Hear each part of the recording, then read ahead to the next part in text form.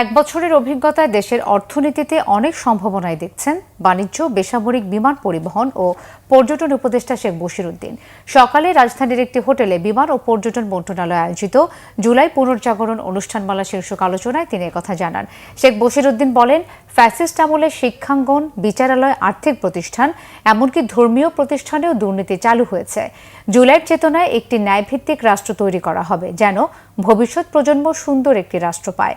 অর্থখাতে শৃঙ্খলা ফিরে আসছে জানিয়ে বাণিজ্য উপদেষ্টা বলেন, দেশের অর্থনৈতিক ভবিষ্যৎ নিয়ে আশাবাদী তিনি। প্রায় বছর খানেকের মতো সরকারের কাজ করে আমার কাছে স্পষ্ট হয়েছে যে এই দেশের সম্ভাবনা, আমরা যদি সামগ্রিকভাবে কাজ করি, অপার সম্ভাবনা আমাদের, এবং আমরা এই সম্ভাবনার যে সামগ্রিক রূপায়ণ যদি দেখি, আমাদের অর্থনীতি যেখানে আমাদের ফ্যাসিস্ট খুব স্পষ্ট উচ্চারণে বলেছিল যে মার্চ এপ্রিলে দুর্ভিক্ষ হবে, সেখানে এখন আমাদের যে ফাইন্যান্সিয়াল অ্যাকাউন্ট বা আমাদের যে চলতি হিসাব দেশের, দুই জায়গায় আমাদের এখন উদ্বৃত্ত তৈরি হয়েছে।